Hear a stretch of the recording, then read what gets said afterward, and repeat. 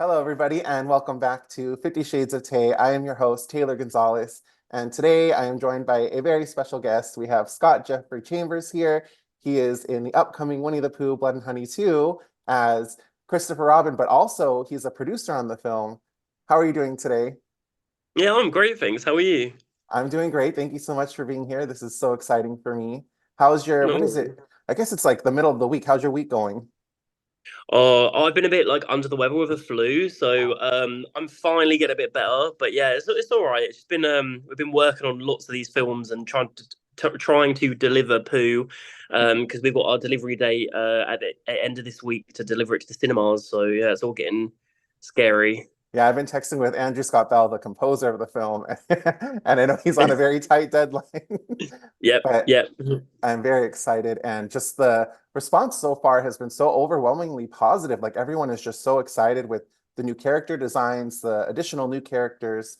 I'm excited. It's gonna be Oh great. yeah, no, it's really excited. Mostly it's all down to like money and time. Like the first one was shot in 6 days, Mhm. and it was made on £20,000, like the original shoot. We did do some reshoots to try and make it better, but it was made on so little. And that year we made 47 feature films, like producing wise. And I also obviously was doing my acting, so I acted in a film called Dr. Jekyll, which is over there, and I did a TV show, so it was like busy, busy, busy. So it was just a lot juggling.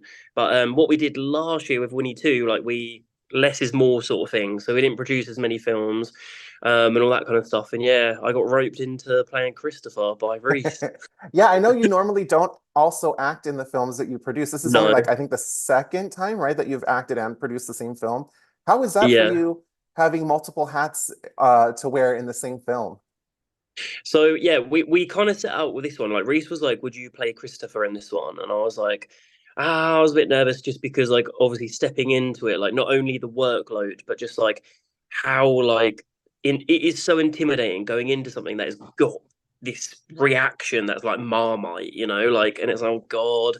But yeah, it was hard, just because like 3 days before the film started, our set designer, who was also doing the costume, pulled out. So that was dumped on me and Reese. So like instead of learning my lines and getting prepared and Reese doing his shot list, like I was sat in a cafe ordering probably about 70 raver outfits, and like I don't really know much about female bodies and like cup Yeah. sizes and all this, so I had to learn a lot and figure it out, and it was just so stressful. I remember by day one, I was actually ill, but I think it was more down to stress. I don't think I had a flu. I think, when you're so exhausted and worn Mhm. out, like I just kept falling asleep between takes because I was so ill. Like I felt so rough, and it was like we were doing the therapy stuff. So like in the trailer, you can see me getting therapy session.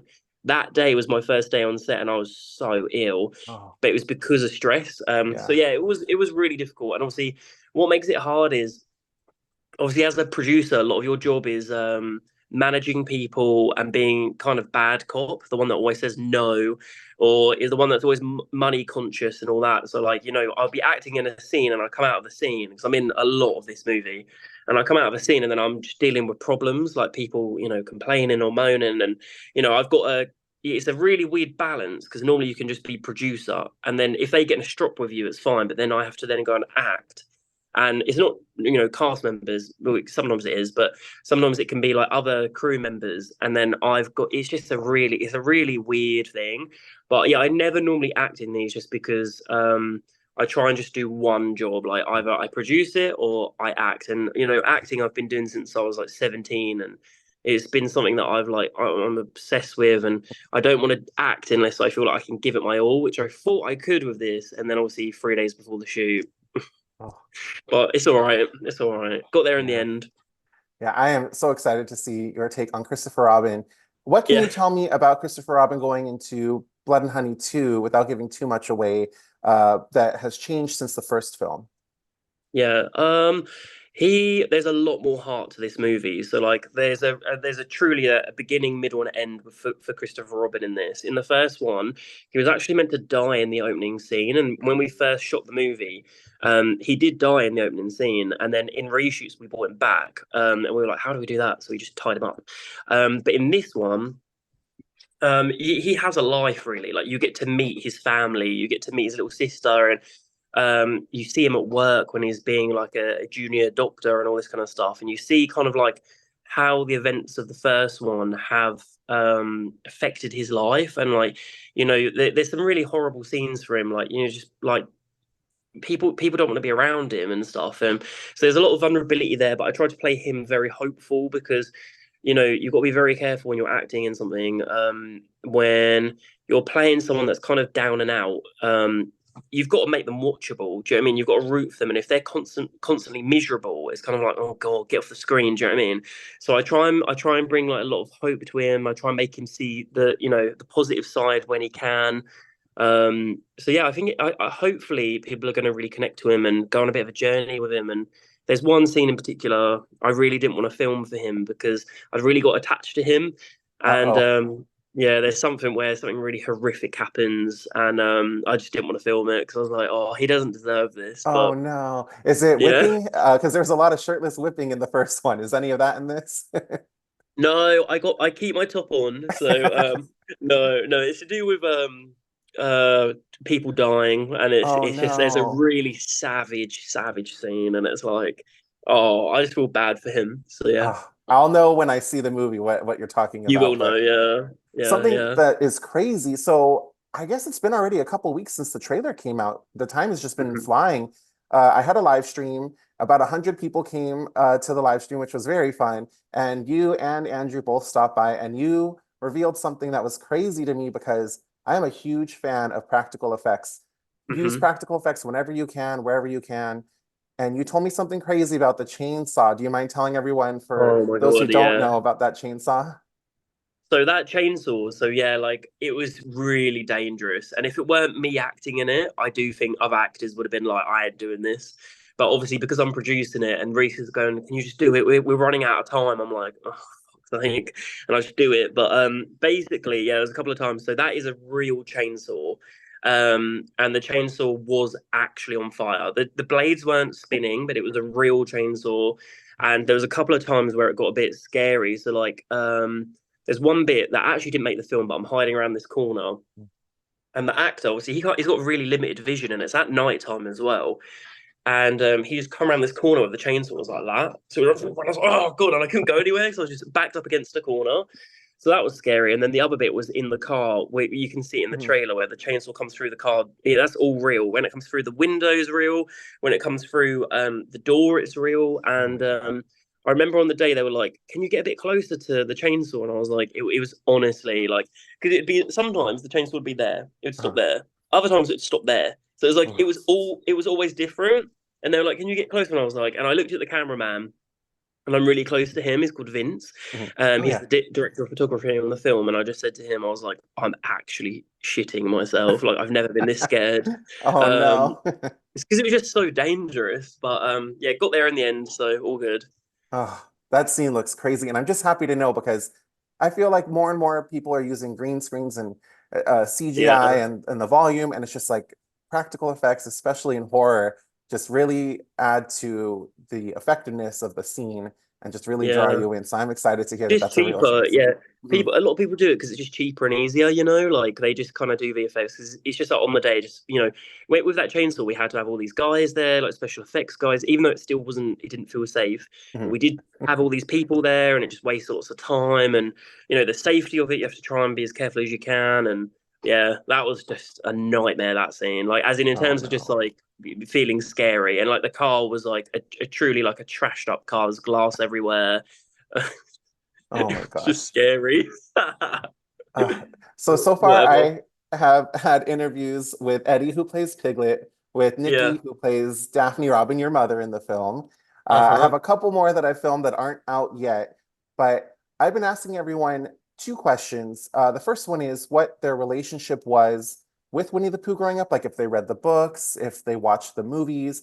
And then the second question is, did you have a favorite Winnie the Pooh character growing up? Yeah. So when I was a kid, I actually grew up watching horror films. So like when I was 7, my sister put Scream on for me when she was babysitting me, and she would cover my eyes every time someone died, and she told me they escaped. And then for my 8th birthday, my brother bought me the video of it. and I watched it on my own, and I was like, "Oh my god!" Like Tatum didn't escape the garage door; she got killed, and like stuff like Drew Barrymore getting stabbed in the throat and all this, and I was like, "Oh my god!" But yeah, no, I grew up on horror films. I didn't really watch much kid stuff like Mhm. Goosebumps. I'd watch or Are You Afraid Oh of the yeah. Dark, but Pooh, yeah, maybe I watched it a little bit when I was like a complete baby, like not when I was like, as soon as I hit like five onwards, I was into horrors really. But favorite character. Probably Tigger. Like I had some Tigger slippers at one point when I went to Disneyland. So Oh. probably Tigger. Yeah. Okay, I'm gonna show you something. I was saving this. I, spoiler alert, have a interview coming up with Lewis, who plays Tigger. Yeah. I haven't shown this yet, so you're gonna be the first person to see it, but Okay. I found a picture of me Oh, as a that's so kid. cute. Isn't that so sweet as Tigger for Halloween? He was my favorite. So You can't so tell any of the cute. other characters because they'll come Dumb. after me with Yeah, no. chainsaws. Yeah, yeah, yeah. They will. They won't be happy with you. But yeah, Tigger, just my favorite. And I am so looking forward to this movie. And right now, before, okay, so this is really funny. When you emailed me asking if I was available, I was in my pajamas Oh. because I was like so tired. I was like, I'm just gonna sleep all day. But I took like the fastest shower. I did my hair, I got ready, Oh. and I Thanks pulled so up your much. IMDb Yeah. because I know you have a ton. You have like 7 films in the work right now, right? You have Blood and Honey 2, which is right around the corner. You have Peter Pan's Mhm. Neverland Nightmare, Bambi the Reckoning, Cinderella's Curse. Oh, and that's just off the top of my head. But it is Yeah. crazy. How are you finding time to sleep? How are you finding time to do anything with all these films that you have coming out? Well, the thing is, like, I'm so used to this. Like, for the last 8 years, I've been producing. I've made minimum 10 films a year. Maximum was the year of Winnie the Pooh. I made 47. So yeah, I like I'm used to this, and like at the minute, I'm actually making less films because these got better budgets. It's kind of Mhm. more about quality over quantity, and I finally got where I want to be. Like, I set out a goal for myself when I started producing. I was like, I come from no money. My parents, my mum's a nurse, my dad's a plumber. There's no one in my family that's in the industry. And I was like, how do I do it? Because it felt so unaccessible to me. I was like, I don't know how to do this. And I was like, what if I make 100 feature films by a certain age, which I did.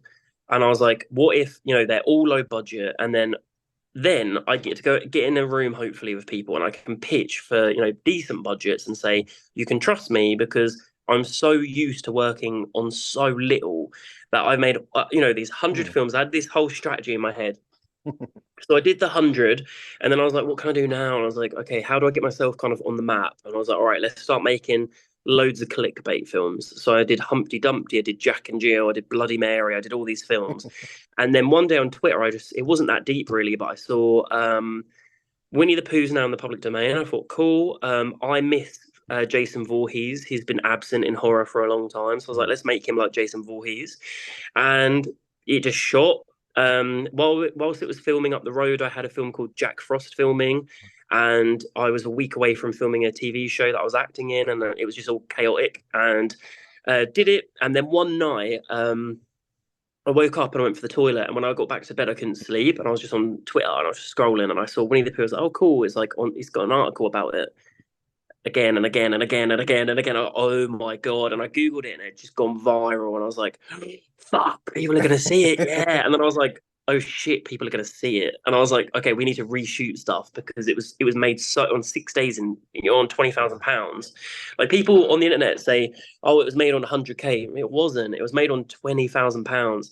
And I hope that's kind of like a message to anyone watching this that might want to make films. You can make films on so little. You don't need all this money. Just go and do it.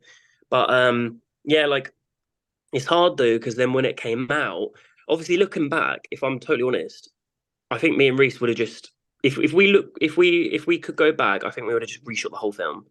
But because it ended up being a bit of a Frankenstein project, we kept trying to patch it up with more reshoots and more reshoots. But really, the foundation of what we had was a £20,000 movie that was shot in 6 days. And if you look at stuff like Skinamarink, Mhm. that was shot on £15,000. So we're 5 grand more, but that film was a found footage film with no actors. Do Right. you know what I mean? And like we're being compared to stuff like that, and it's like I just I kind of do I think everyone happens for a reason. I'm happy with the film. I think it's really fun and stuff, and it was exactly what Reese set out to do. It's meant to be silly, not scary. But with the sequel, we had more money, so it's a lot more scary. It's way more violent. It's way more vicious. More characters. The death count is crazy. So Oh it was yeah. so stressful. Yeah, it was so stressful making this film. There's a rave scene, and there's 60 Mhm. people in the rave, and it's I'm bad. But excited. I yeah, think the rave scene is the scene I'm most looking forward to. It looks so oh, good. I can't wait to you see know, that scene. though, there's a lot of stuff like people go, oh, like normally they put the best stuff in the trailers, which I think is normally the case. But honestly, in Winnie the Pooh, Blood and Honey 2, there is so much not in that trailer of the best stuff. Oh, Like good. yeah, the opening sequence of the film, the opening death scene involves. I won't say actually. It involves some people, Mhm. and it's some of the stuff in that is not even in the trailer, and there's some of the Ooh. best stuff in the film. And then there's a sequence in the rave. So obviously you got the main rave, and then everyone escapes into like underground tunnels, and they're all trying to get out of this rave. It's this massive rave, and there's this sequence again, not in the trailer, and it features about four back to back to back deaths that every single one is really cool. And there's another death that involves an eye, and that's not in the trailer. So there's just Ooh. so much not in this trailer. So like there's a lot to get Oh excited my for, gosh. honestly. That sounds Yeah. like so much fun. So the way I saw the first film was there was a special screening. Well, it used to be called Staples Center here in LA, but now it's called the Crypto.com Arena. Don't even get me Ooh. started on that. But they had a special screening at the Regal there, and Andrew was there. Craig was there, who Oh. played Pooh in the first one. Oh, Vince I was was meant to there. go to that. Yeah, I was Oh meant to go to man. that, and our flight was delayed. Yeah, getting into LA, and I Oh missed it. Yeah, I yeah, was meant to go they to did this. tell Yeah, me. me and Yeah, Reese. okay. Man, Yeah. that sucks. But so I went and then I interviewed them there on the spot because I was like so happy with how that film turned out. And then as I was Oh, getting ready to leave the theater, they were like, "Hey, what are you doing right now?" And I was like, "I don't know, just gonna go home and like upload my videos." And they were like, "Do you want to go get a beer?" And I was like, "Oh, hell oh, yeah." So I went with yeah, them to Yard House and we got some drinks. And it was funny because they had a honey blonde beer and it was like in a huge like glass. I don't even know what you would call it, just like a huge tall glass. And so yeah, I was drinking honey blonde beer with Winnie the Pooh at a bar after yeah. seeing Blood and Honey, and it was just so fun. Very And weird. so from that moment on, I was like, this is my horror franchise. No, no, that's the thing. Like, honestly, with anyone we work with, we don't work with divas. So, like, honestly, every single person I have on my sets will be approachable. You can approach them whenever you meet them. Like, they'll be nice people. Like, my big thing is, if you're a diva, cool, get them done in that movie and just don't work with them again. So, Yeah. like, yeah, I only work with nice people, so they're all approachable and friendly. Yeah, and I will say everyone has been so sweet. All the interviews I've done, I think I've done like 4 or 5 now. We've been talking Yeah. before we do the interview, after we've been keeping in touch on Instagram. It's just been Oh, so nice. I feel like my family is growing with this movie. So oh, for people good. who want to follow you and all the projects, because you have so many things coming up, where Uh is a huh. good place for them to check you out and to follow you? So on Instagram, yeah, I have two names because I was trying to keep it separate. So Scott Chambers underscore is my Instagram for my acting. And then I think my other one's Scott Jeffrey Producer. And that's my producer account. But yeah, like someone's merged them both on IMDb now. So I guess, but yeah, I don't really use TikTok. I've got an account, but I don't post really. And then Twitter, I think is Scott J underscore Chambers. I think that's it. And I will make sure to put links to your Instagrams and to your Twitter in the description of this video. And Scott, it was so nice to finally get to talk to you. And Oh, you I really too. fingers crossed for an LA premiere or an LA screening because I would love to meet you and everybody that I've been talking to so far. So let's Yeah, hope. 100%. Yeah, I hope to meet you. Thank you so much for joining me and for doing this, and I'll see you again soon. Thank you. Bye. Bye.